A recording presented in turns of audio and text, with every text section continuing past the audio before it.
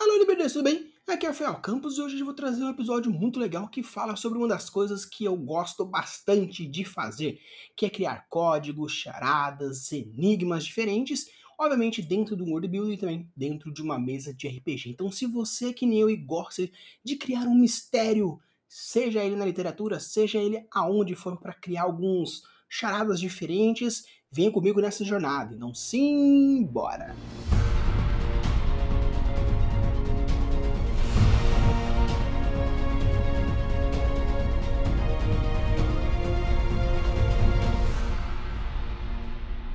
O que eu quero trazer no episódio de hoje não é nem tanto explicar o funcionamento dos códigos, como você pode decifrá-los, mas sim trazer alguns mecanismos diferentes, alguns mindsets diferentes para você criar como inspiração alguns códigos bem legais para você colocar dentro da sua história, nas suas campanhas ou até mesmo em algumas brincadeiras do cotidiano.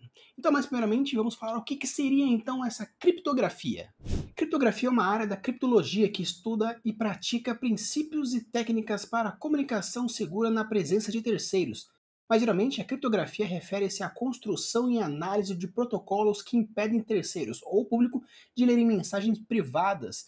Muitos aspectos em segurança da informação, como confidencialidade, integridade dos dados, autenticação e não repúdio, são os principais pontos da criptografia moderna. A criptografia moderna existe na interseção das disciplinas de matemática, ciência da computação, engenharia elétrica, ciência da comunicação e física. Aplicações da criptografia incluem comércio eletrônico, cartões de pagamentos baseados em chips, moedas digitais, senhas de computadores e comunicações militares. A criptografia tem sido de interesse para as agências de coleta de informação e de aplicação da lei, bem como defensores dos direitos civis. Existe uma longa história das questões legais controversas, especialmente desde que barateamento da computação possibilitou o acesso generalizado à criptografia de alta qualidade. Então, considerando esses fatores, você pode criar sim uma organização onde ela pode ter essa troca de informações sigilosas, onde você pode tanto criar alguns códigos superficiais, que não existe um significado propriamente dito, mas você também pode criar alguns códigos com algumas chaves diferentes. Você pode utilizar nas suas campanhas de RPG, onde você pode trazer, por exemplo, uma conversa entre dois personagens que não fazem sentido, porém aquela associação de palavras traz uma mensagem ou algo superficial.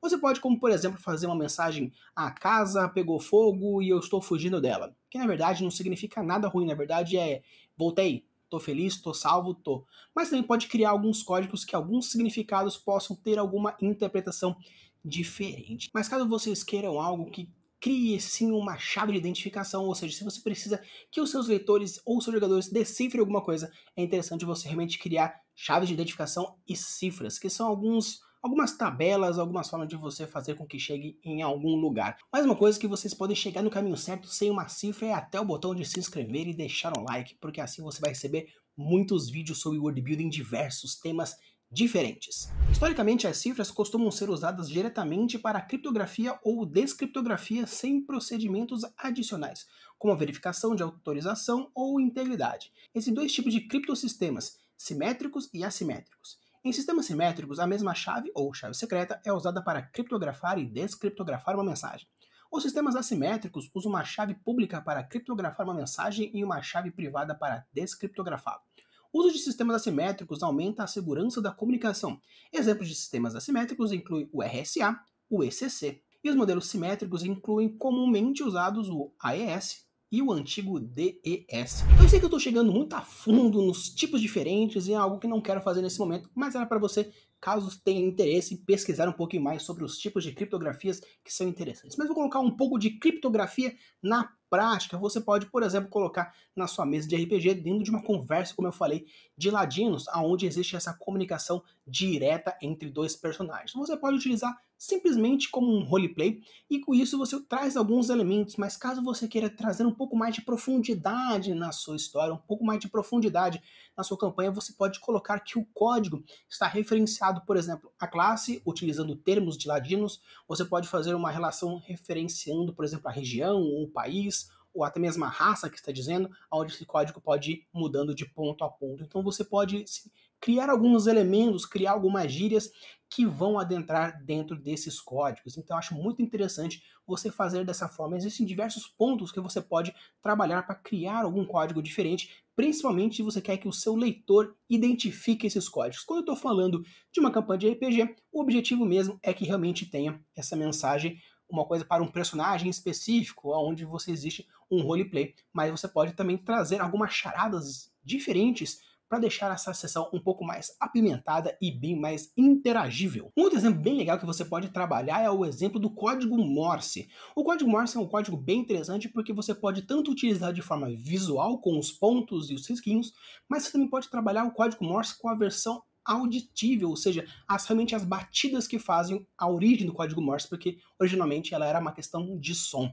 Então você pode tanto colocar na sua mesa, quanto no seu conto, na sua história, esses dois tipos diferentes, onde você pode representar as batidas, você pode representar os silêncios, de diversos pontos diferentes. E com isso, por ser um código meio que fácil de entender, um código fácil de achar a resposta, você pode dar essas chances para os seus leitores descobrirem um ponto diferente. Como, por exemplo, existe um conto que eu escrevi que se chama Autópsia de Ninguém, onde nesse conto o legista ele encontra um código Morse no corpo que ele está dissecando. E é bem legal porque você tem a chance de descobrir qual que é a mensagem que vai chegar para a próxima pista. Eu quis fazer dessa forma para que o leitor consiga passar para frente dentro do mistério de porquê desse nome, de porquê o que está acontecendo, mas sem dar nenhum tipo de spoiler. Então, depois vocês vão lá, eu vou deixar o link aqui na descrição para vocês correrem atrás desse conto aí, porque é bem legal, eu fiz essas questões de mistério aqui para vocês, beleza? Então você pode utilizar desses pontos e outros códigos também que são interessantes, onde você cria o seu próprio código, ou até mesmo cria algumas ferramentas diferentes dentro desse mistério, como, por exemplo, um código antigo, não necessariamente um código, mas sim uma forma diferente de criptografar e descriptografar. Na Grécia Antiga era algo chamado cítada. Uma cítala, ou um bastão de Sicúrgo, é um sistema de criptografia utilizado pelos antigos espartanos para o envio de mensagens secretas. A cítala era formada por duas varas de espessura que poderiam variar, mas porém que para que funcionasse tinha que ter uma espessura e um comprimento específico, e uma tira de couro junto com um papiro que também poderiam ser chamados de cítalas. O sistema constituía em pegar esse papiro, colocar uma mensagem e dar voltas nesse papiro, e quando a volta desse uma letra específica, e assim poderia fazer essa mensagem funcionar. Então, a pessoa que não tivesse exatamente o bastão cópia, do mesmo tamanho, da mesma grossura, as letras elas não iriam encaixar exatamente. Então, a mensagem ela poderia ser pega, mas se você não encontrasse o bastão que desse a volta perfeita para a mensagem específica, você não chegaria na mensagem específica. Então é algo bem interessante, é bem legal você utilizar de diversos pontos diferentes, então você pode criar sim o seu sistema utilizando dessas ferramentas, utilizando dessas ideias diferentes também. Falando também em algumas referências, alguns códigos modernos utilizados na literatura, para os Potterheads eles sabem como, por exemplo, a J.K. utilizou o código vitoriano de flores para exemplificar e dar nomes em alguns personagens, porque essa forma é bem interessante de se fazer, porque como ele é um código que não é muito usado hoje em dia, principalmente, você pode utilizar dessas referências bem interessantes. Na verdade, você pode usar qualquer código e utilizar de referências diferentes. Você pode colocar, por exemplo, uma região que a codificação dos nomes, ou seja, a escolha dos nomes é baseada, por exemplo, no arco-íris, ou uma organização que ela representa, por exemplo, um código binário, ou até mesmo um ASC ou outro código diferente. Então, algo bem interessante que você pode utilizar de diversas formas diferentes. Vou falar um pouquinho sobre o código de flores vitoriano para vocês se inspirarem um pouquinho de como vocês podem fazer essas relações bem interessantes. A linguagem das flores, algumas vezes chamada de florografia, foi o meio de comunicação da era vitoriana, na qual o envio de flores e arranjos florais eram usados para enviar mensagens codificadas, permitindo que os indivíduos expressassem sentimentos de uma outra forma que não poderiam ser ditas. O rei Carlos II trouxe a arte da Pérsia à Suécia no século XVII, dali se espalhou o costume pela Europa. As nuances da linguagem estão agora praticamente esquecidas, mas rosas vermelhas ainda mostram um amor romântico e apaixonado, rosas cor-de-rosa, um amor mais brando, uma rosa branca ainda sugere uma virtude e castidade, rosa amarela significam amizade e devoção, rosas azuis representam uma relação de mistério. Embora elas possam não ser as traduções exatas dos sentimentos vitorianos, as flores ainda falam muito. Então você pode utilizar de diversas flores diferentes, ou vou deixar algumas flores diferentes aqui para você, com diversos significados, onde o editor vai colocar algumas imagens para vocês enquanto for falando sobre os seus significados interessantes e bem legais. A Amaryllis, por exemplo, representa o orgulho, timidez e a beleza esplêndida, é a Amaryllis belladonna. A Ambrosia, o amor voltou.